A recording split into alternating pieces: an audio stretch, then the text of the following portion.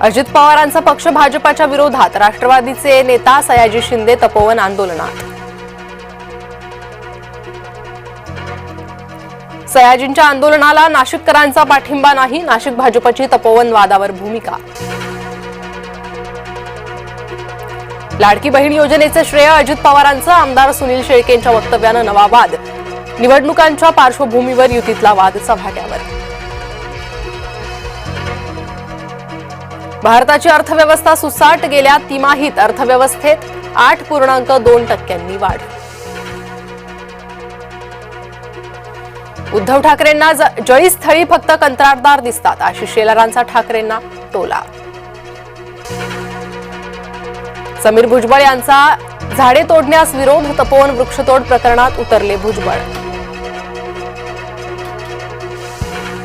नाशिकच्या तपोवनातील एकही झाड तोडणार नाही, झाड तोडण्याचा कुठलाही निर्णय अद्याप झालेला नाही, नाशिक मनपा आयुक्त मनीषा खत्री यांचं वक्तव्य। संतोष देशमुख यांचे आज पहिले वर्ष श्राद्ध, संतोष देशमुख हत्येच्या आरोपात वाल्मिक कराड अटकेत, वाल्मिकचा साथीदार कृष्णा आंधळे वर्ष होऊनही बेपत्ता। विमानसेवेला तांत्रिक अडचणींचा फटका बसणार, A320 विमानाच्या तंत्रदुरुस्तीसाठी उड्डाणे थांबवणार, विविध विमान कंपन्यांची उड्डाणे उशिराने। ओबीसी आरक्षणातील पूर्णांकावर निर्णय घ्या, उच्च न्यायालयाचे निवडणूक आयोगाला आदेश। पहिलीपासून हिंदी सक्तीला 98% लोकांचा विरोध, त्रिभाषा धोरण समितीचा जनसंवाद समितीच्या संवादेत उमटला विरोधाचा सूर।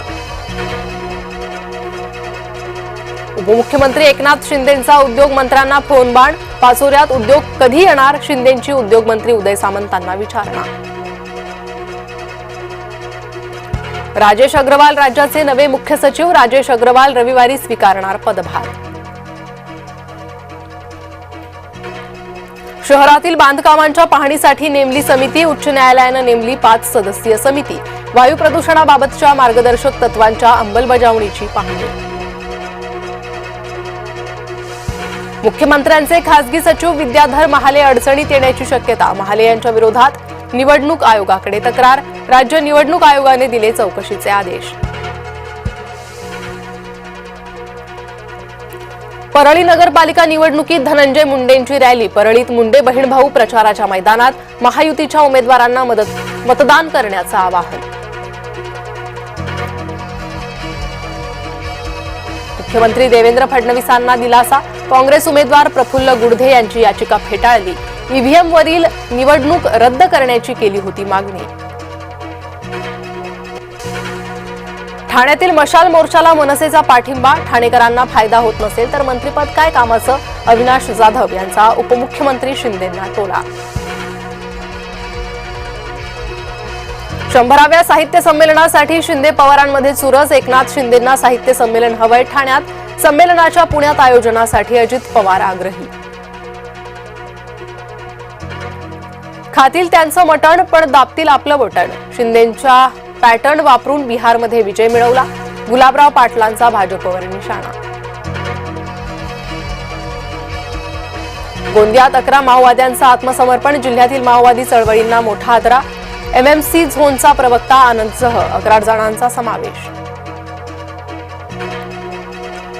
रशियाचे राष्ट्राध्यक्ष व्लादिमीर पुतीन 4 डिसेंबरला भारतात येणार, रशिया युक्रेन युद्धानंतर पुतीन पहिल्यांदा भारत दौऱ्यावर, संरक्षणावर मोठा करार होण्याची शक्यता।